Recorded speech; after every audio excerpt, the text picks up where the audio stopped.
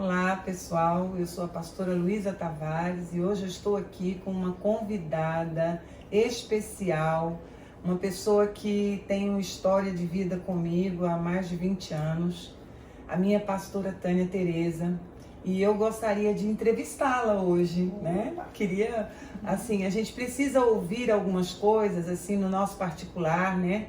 E ela está aqui hoje, eu tenho que aproveitar essas oportunidades. Pastora, uma coisa importante que eu queria perguntar para você, que eu sei que muitas pessoas vão entender. Pastora, o que é o Ministério de Libertação na sua vida? Bom, na minha vida é o cumprimento de um chamado. Eu nasci para isso.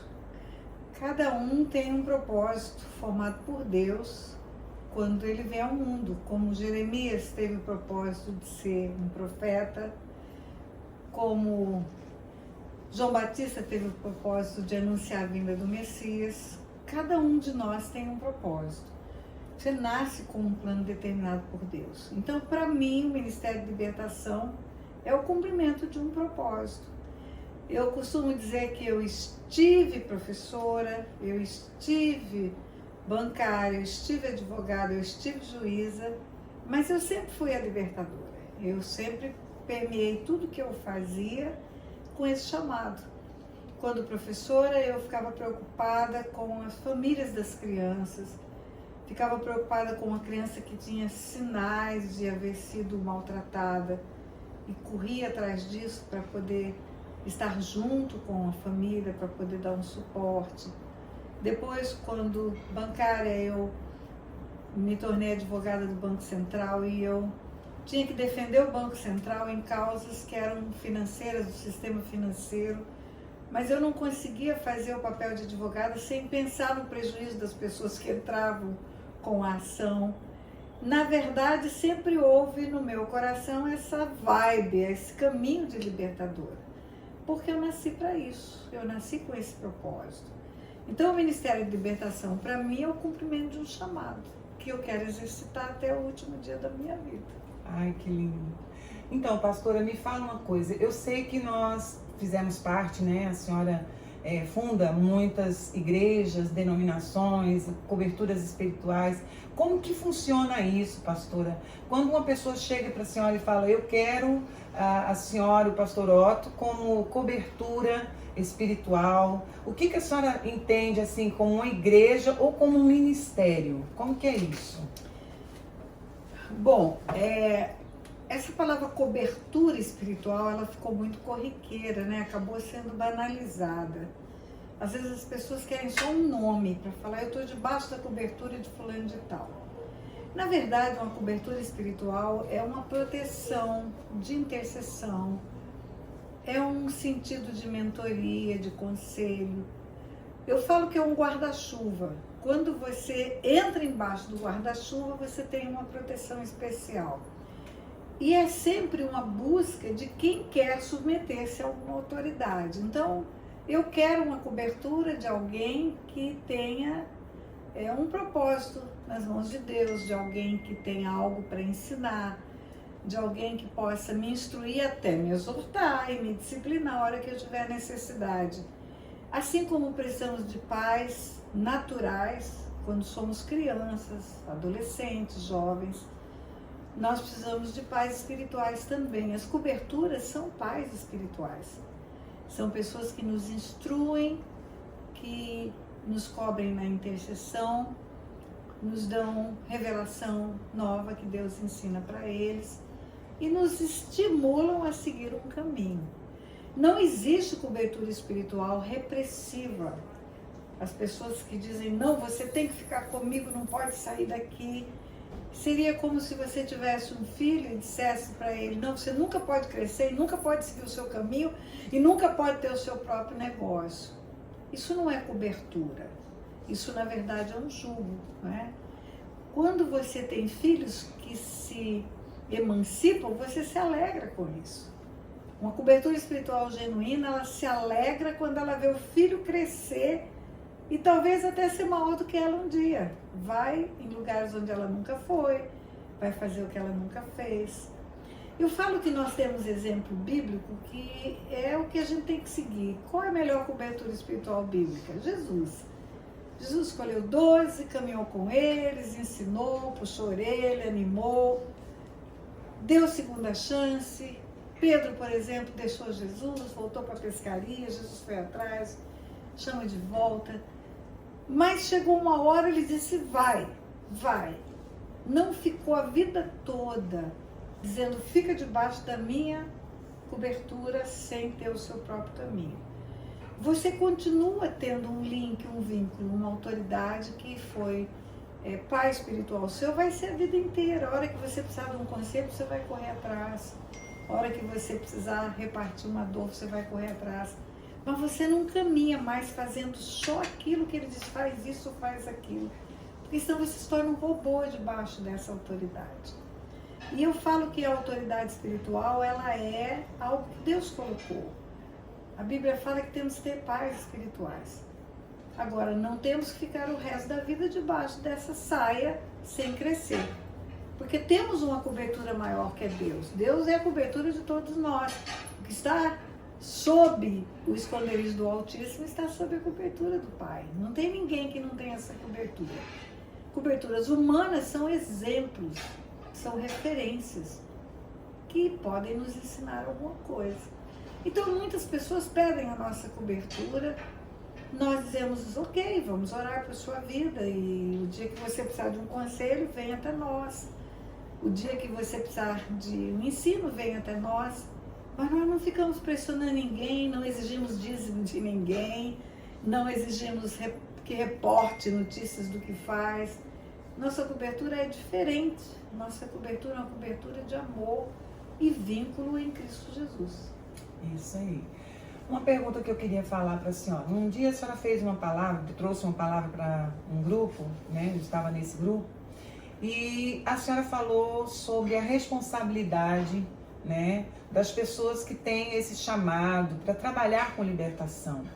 E eu lembro que a senhora a senhora abreviou muita coisa dizendo sobre que as pessoas precisam realmente saber sobre elas falarem uma coisa que fazem, que trabalhar para Jesus não é só vontade, não é só desejo, né? Então, eu queria que a senhora falasse quais são as atribuições, as responsabilidades, né, e a entrega de uma pessoa que se diz com chamado para a libertação.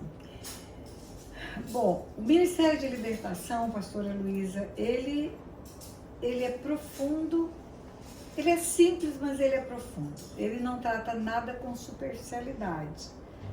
Nós vamos em raízes de problemas, buscamos as causas das feridas e até das infestações demoníacas.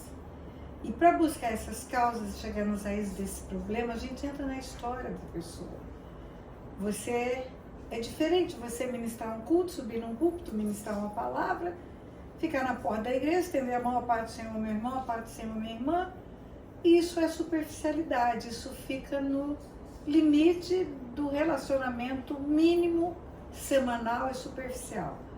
A libertação não, você vai ouvir uma pessoa que vai compartilhar a sua história mais íntima, as suas fraquezas mais íntimas, vai ouvir essa pessoa contar os seus pecados, contar os seus traumas, aquilo que ela sofreu, aquilo que ela fez alguém sofrer. Então você acaba se infiltrando no mais profundo ser que ela é. Há que ter uma responsabilidade muito grande para fazer isso. O libertador, ele tem que ter algumas qualificações. Primeiro, ele tem que ter uma vida alinhada com Deus. Ele não pode entrar em áreas do mundo espiritual sem estar alinhado com o Senhor, porque senão ele vai ter brechas e essas brechas vão ser usadas pelo inimigo. Ele vai libertar uma pessoa que está nas trevas e ele vai expulsar espíritos imundos, e ele ainda tem lugares na vida dele onde os espíritos imundos podem se alojar porque tem portas abertas. É um risco que ele corre. Aí eu digo para ele, olha, enquanto você não passar por libertação, você não pode ser um libertador. A qualidade primeira é passar por libertação. Segunda é ter um compromisso com Deus, um compromisso de fazer aquilo que é a vontade de Deus, mesmo quando custa um alto preço isso. Por quê? Porque ele terá mais autoridade no mundo espiritual e ele terá um nível maior de revelação. E isso vai ajudá-lo a compreender as pessoas se ele estiver alinhado com o Pai.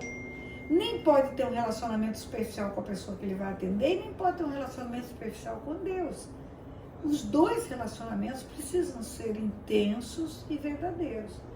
Então tem um preço isso, meditação na palavra, tem um preço de fazer ajustes quando Deus ministrar alguma coisa especial e viver intensamente o chamado dele.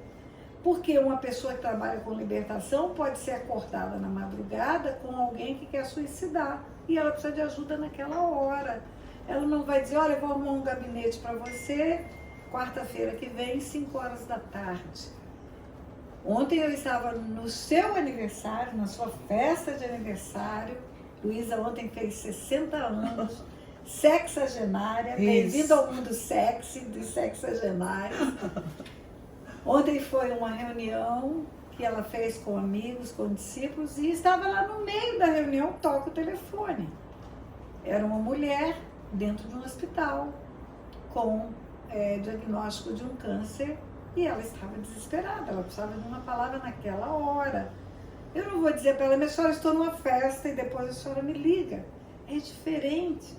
É diferente da ovelha que pode ser atendida quarta-feira, 3 horas da tarde. A pessoa precisa de resposta imediata. Ela escutou vídeos meus e viu falar de cura, de milagre. E ela precisava de um milagre naquela hora, era a hora da festa da Luísa. Mas ninguém viu, eu abaixei ali, orei com ela, atendi, e eu oro o tempo todo com as pessoas. Então é um chamado sem hora marcada, intenso, de muita responsabilidade e que traz muita vulnerabilidade se você não estiver alinhado com o Senhor. Se você estiver com portas abertas, com janelas abertas, porque você não confessou pecados pessoais, porque você tem algo encoberto e escondido, tem algo em você que não houve libertação. Mais cedo ou mais tarde o inimigo entra e destrói o seu ministério, destrói o seu chamado. E é um preço que vale a pena pagar. É um preço que vale a pena pagar, porque o resultado, a colheita, o fruto de vidas transformadas é sobrenatural. Todos os dias eu tenho um testemunho de alguém que teve algo novo na sua história, porque foi atendido e passou por libertação. Amém. Uma última pergunta, pastora. Muitos pastores, até famosos, pessoas simples também, que pastoreiam igrejas locais, assim, pequenas, mas essas pessoas, elas têm uma história de vida onde os filhos estão, assim, envergonhando mesmo o ministério, e eles sabem, muitos deles conhecem de libertação, estão passando por isso. Qual o conselho que a senhora dá para um pai pastor, uma mãe pastora, que está sofrendo com uma filha, né, fora do propósito, né, na homossexualidade, na droga, seja lá o que for, no pecado, fora do propósito do Senhor? O que a senhora aconselha para esses pais que estão assim sofrendo, tendo que ministrar para vidas que estão assim na mesma situação ou estão ali aguardando uma ajuda? Meu conselho é: cumpra o seu chamado, independente do problema que você tem. O que impede o cumprimento de um chamado, pastora Luísa, é o pecado, é a brecha. Não é um problema que impede o cumprimento de um chamado. Eu digo, se você tem um chamado para pregar cura, pregar milagres, se Deus te chamou para isso, te deu um nível de fé que você pode pregar cura e as pessoas serem curadas, mesmo que tenha um filho morrendo dentro de casa, continue pregando cura, continue pregando o seu chamado. Se você tem um chamado para reconstrução de família, trabalhar com casais, e tem um filho que resolve divorciar, continua cumprindo o seu chamado. O problema não impede o cumprimento do chamado. Agora, eu aconselho sempre os pais pedirem ajuda para outros pastores. Porque é muito difícil um pai ministrar um filho, é muito difícil um pai ministrar uma filha, uma mãe ministrar um filho, uma filha. não é aconselhável. Não é aconselhável que eles ministrem dentro da sua própria casa, mas devem buscar ajuda. E eu creio que devem crer que Deus vai trazer a resposta. Por quê? Porque tem promessa de Deus.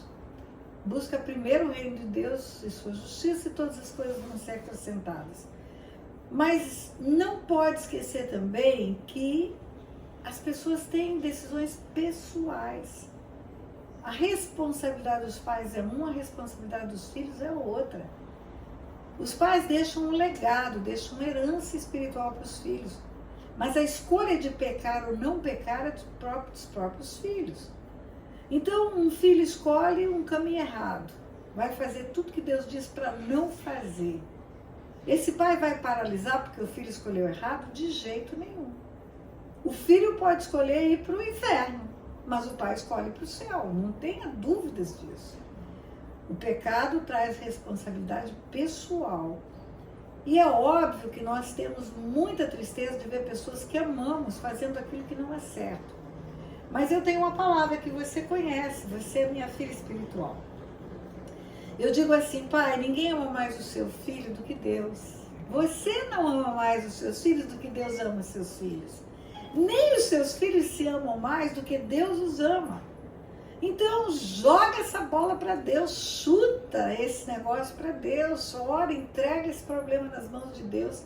Já que você fez tudo que sabia, tudo que te era possível, prossiga no seu chamado, entregue esse assunto nas mãos de Deus, busque ajuda com líderes espirituais que entendam do problema para poder ajudar seu filho, mas não pare com o seu chamado. Não pare com o seu chamado, prossiga com ele. Amém. Outra pergunta, pastora, porque eu falei que era a última, né? Mas não tem problema. Não vou conseguir, não. Nós não temos regras. Pastora, o que a senhora acha que é um grande problema na atualidade para os filhos e filhas de Deus? Uma situação que está, assim, latente, mais forte. Inclusive, assim, que a senhora é muito... fala muito, né? A senhora tem muitas pessoas que a senhora responde. Qual que é a pergunta mais forte que a senhora responde para muitas pessoas ao mesmo tempo? O problema, Luísa, não muda com o passar do tempo. O maior problema da humanidade não muda com os anos que passam, com os séculos que passam. É o mesmo problema que foi desencadeado no Éden. É independência de Deus. É independência de Deus. É querer viver a vida do jeito que quer viver a vida. É querer escolher aquilo que o mundo oferece, é escolher o que a serpente oferece, ao invés de escolher o que diz a palavra de Deus. Esse é o maior problema de todos os tempos, de todas as épocas. É viver independente de Deus. O dia que o homem escolhe depender de Deus, obedecer a Deus, os problemas acabam. Todos. Nossos filhos tornaram-se independentes porque acham que têm muito conhecimento, muita sabedoria. A cultura do mundo é muito mais importante do que a cultura bíblica. O ensino do homem, do filósofo, do psicólogo, de todo mundo é melhor. Eu não estou desmerecendo psicólogo, eu encaminho pessoas para psicólogos cristãos, psicólogos que têm temor de Deus. Mas aquela psicologia que diz para você, vai, seja feliz, viva o que você tem que viver, ela é destrutiva, porque o viva feliz, independente de obedecer a palavra de Deus, é destrutivo. Não existe felicidade fora da obediência. É ilusão, é mentira. Então o maior problema do homem e dos jovens de todos os tempos é a independência de Deus. Ele não se submete aos pais porque ele não se submete à palavra de Deus que diz que ele tem que se submeter aos pais. Ele não faz a escolha de santidade porque ele não obedece a palavra de Deus que diz ser de santo como eu sou santo. Aquilo que Deus abomina, ele vai fazer. Então, na verdade, é a independência de Deus. É o maior problema da humanidade. Ai, que lindo. Queria ficar aqui, assim, perguntando o tempo todo, porque tem uma fonte, né? Nós temos uma fonte de sabedoria, né? E que muitas vezes a gente vai lá no canal do YouTube, eu sempre estou indicando as pessoas no canal oficial da pastora Tânia Tereza, para que vocês possam entender, né, as respostas. São muitos questionamentos.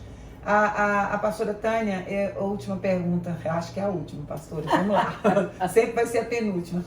Então, a senhora foi uma crente tradicional, né? e que, como tradicional, deve ter enfrentado muitas lutas pessoais por conta da tradição, né? Daquilo que foi ensinado, né? Daquilo que era uma parte, assim, vamos dizer, da palavra, onde foi colocado numa caixinha e ali explicava e dali para lá não tinha mais nada de novo. Como que é isso, pastora? O crente tradicional hoje vendo a libertação, como que é isso? Muitas pessoas, pastora Luísa, ainda não tiveram a experiência da segunda unção. O que é a segunda unção? Eu falo que Jesus passou, isso é bíblico. Tinha um homem cego, Jesus untou os olhos dele e perguntou para ele, vês? Ele diz, vejo. Vejo homens como árvores andando, ou seja, vejo mais ou menos. Vejo assim umas sombras só. Aí Jesus untou os olhos dele de novo e falou, e agora? Ele disse, agora eu vejo. Então, esse texto bíblico, ele não diz que Jesus não tinha poder para curar na primeira unção. Jesus tinha poder para ressuscitar Lázaro, sepultado há 4 dias. Jesus tinha poder para fazer a tempestade parar, o pão ser multiplicado. Como ele não teve poder para limpar os olhos de uma única vez? Por que precisou limpar de novo, né? Eu entendi que esse texto era profético. A primeira unção é quando você diz, eu quero Jesus, eu entrego minha vida, eu deixo a idolatria, deixo a feitiçaria, deixo tudo que está errado e venho para o Senhor. Essa é a primeira unção. E a segunda unção é quando você tem um real batismo com o Espírito Santo, uma experiência com o Espírito Santo. Uma experiência onde o mundo espiritual se torna real para você. Descortina o mundo espiritual. Você deixa de ser um cego espiritual. O pior cego é aquele que não enxerga uma realidade espiritual. Por isso que os fariseus se constituíram no maior problema para Jesus. Os fariseus eram os religiosos que tinham toda a experiência da religião, mas zero experiência com o Espírito Santo de Deus. Então, religião sem o Espírito Santo é um conjunto de regras, é um conjunto de doutrinas, é um conjunto de preceitos, de princípios que não vão dar a compreensão do mundo espiritual. Nada vai mudar, vai ser sempre a mesma coisa. E aí existem rituais que são tão engessados que tem lá um boletim, né? Esse aqui é o primeiro momento, vai ser o primeiro louvor, vai ser o segundo louvor, agora é a hora do pregador, é 20 minutos, e agora é o final, oração final, e aquilo é tão engessado que se Jesus entrar fora de hora nesse negócio, ele não vai poder falar, ele vai ficar fora da igreja. Jesus não trabalha desse jeito. Jesus não trabalha, ele é ordenado, sim, ele gosta de ordem, de decência, mas você via Jesus quebrando todos os paradigmas da religiosidade, Jesus quebrando todas as estruturas do farisaísmo, e isso foi o mais difícil para aquele povo compreender. Essa foi a razão da crucificação. Quem entregou Jesus para os romanos foram os religiosos, eles entregaram, por inveja. A Bíblia fala por inveja, porque Jesus fazia o que eles não faziam. Enquanto eles estavam no templo com os seus horários marcados, enquanto eles estavam nas suas regrinhas, Jesus estava curando leproso, ressuscitando morto, multiplicando pães e peixes. E se nós ficarmos só com as regrinhas, nós nunca vamos ver o sobrenatural de Deus, nunca vamos experimentar a profundidade da revelação da palavra de Deus. E vamos ser salvos? Vamos. Só que vamos ver homens como árvores andando. Isso aí. Outra pergunta, pastora, para finalizar. Eu acho que vocês vão ficar finalizando. Eu não vou finalizar, tá? Não vou. Vou ficar com ela aqui, vou perguntar até não ter mais pergunta, que não vai ter esse momento. Mas uma coisa importante que eu queria saber. O que é para a senhora o mais... coisas maiores nós faríamos em nome de Jesus? Porque as pessoas entendem, pelo que eu vejo, que essas coisas maiores só é especificamente o ministério de Jesus naquele tempo em que ele andou na terra. O que é o mais de Deus que eu posso fazer, pastora? Aos seus olhos, como que é isso? Como é que funciona esse o mais? O mais? Eu vou responder para você o que eu desafio as pessoas a fazerem. Corra para o canal oficial do YouTube, Tânia Tereza Oficial, e assista um vídeo que eu gravei dia 12 de outubro, segunda-feira da semana passada, lá em Joinville, onde o vídeo tem o título Quem Precisa de um Milagre? Quem precisa de um milagre? E ali eu tive realmente um discernimento espiritual naquele dia, naquela cidade. O que Jesus disse que ele quis dizer quando ele disse: aquele que crê em mim fará as obras que eu faço e outras maiores fará, porque eu vou para o Pai. Jesus fazia milagres, sinais e maravilhas aonde ele estava. Quando ele estava em Cafarnaum, está escrito lá indo para Cafarnaum, ou está escrito lá indo para Nazaré onde fora criado, ou estava no sábado na sinagoga, em tal lugar. Aquele lugar era o lugar onde ele fazia, naquele dia era o dia que ele fazia. Quando ele parte para o Pai, ele se assenta à destra do Pai e se torna o cabeça da igreja. A igreja é o seu corpo na face da terra. Ele foi dado a primeira vez para todo mundo para salvar. E a segunda vez ele foi dado para o seu corpo. A Bíblia fala que o Pai o deu à igreja. Carta aos Efésios, capítulo 1, Colossenses, capítulo 1. Ele se tornou cabeça de um corpo. E esse corpo tem um comando de se espalhar pela face da terra. Ide por todo o mundo e pregar o evangelho a toda criatura. Então, a igreja está em Niterói, aqui onde eu estou.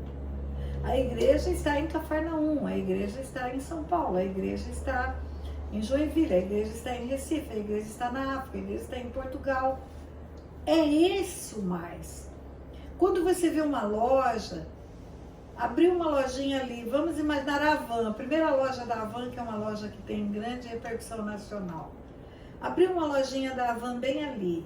Abriu uma loja da Havan, naquela rua, naquele número.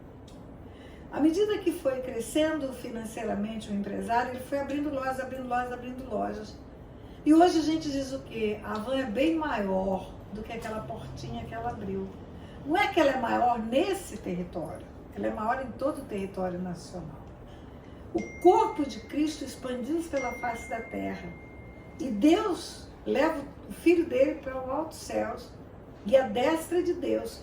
A Bíblia diz, lá em Mateus capítulo 16, o último capítulo de Mateus: ide por todo mundo, pregar o evangelho a toda criatura.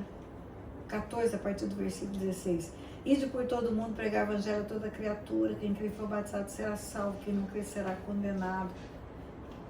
E esses sinais acompanharão aqueles que creem. Estes sinais acompanharão aqueles que creem. E aí o último versículo diz: ele foi levado à destra do Pai, e de lá ele envia sinais e maravilhas, confirmando a palavra dos discípulos. Aqueles que creem são os discípulos. Os sinais e maravilhas são os que recebem do céu. É o agir dele através de um corpo de discipulado na terra. Por que maior? Porque não são só 12, são milhões. São milhões de pessoas na face da terra, orando para curar enfermos, enfermos são curados. Orando para libertar, pessoas são libertas. E os sinais de Deus acompanham aqueles que creem. Agora, o corpo de Cristo precisa crescer no exercício da fé. Eu digo a você que eu tenho fé para mim e para você. É isso aí. Porque eu tenho visto o milagre de Deus todo dia. Amém. Todo dia eu tenho visto o milagre de Deus. Então é isso que significa fará coisas maiores. Porque eu vou para o Pai. Tem que crer e tem que esperar o sinal vir do céu daquele que está à destra do Pai. Amém. Amém? Palavras finais, pastora. Palavras finais. Palavras finais vale a pena trabalhar para Jesus. Sim. Vale a pena cuidar de pessoas. Vale a pena gastar a vida fazendo aquilo que vai trazer para o coração de Deus, uma alegria. Vale a pena ter mãos e coração no cumprimento do chamado. Mãos é trabalho, trabalha-se muito. E coração é amor pelas vidas. Vale muito a pena. Deus abençoe sua vida, Deus abençoe sua casa, Deus abençoe sua família. Amém. Amém. Eu quero agradecer a todos vocês que estão aí, né, acompanhando, e dizer que eu sou discípula de uma mulher que anda segundo a vontade de Deus. Parabéns, pastora, por ser mãe de tantas pessoas, tantas vidas. É uma fila infindável de pessoas querendo, sabe, aprender e usar tudo isso que você tem aí e você desenvolveu diante do Espírito Santo e trouxe para nós. Muito obrigada por ser essa pessoa que transmite a palavra de Deus com tanta simplicidade, com tanto carinho. E olha que eu estou nessa estrada faz tempo. Grande beijo para todos vocês, fiquem na paz. Deixa eu só dizer uma coisa, ela disse que está nessa estrada há muito tempo. Luísa é minha discípula há 20 anos. Há 20 anos. Hoje eu fiz um vídeo, eu estou na casa dela aqui em Niterói, e hoje eu fiz o vídeo, está subindo para o YouTube agora. Vai lá assistir esse vídeo, você vai saber qual é a maior qualidade dessa mulher. Tchau, tchau, pessoal. Fiquem na paz.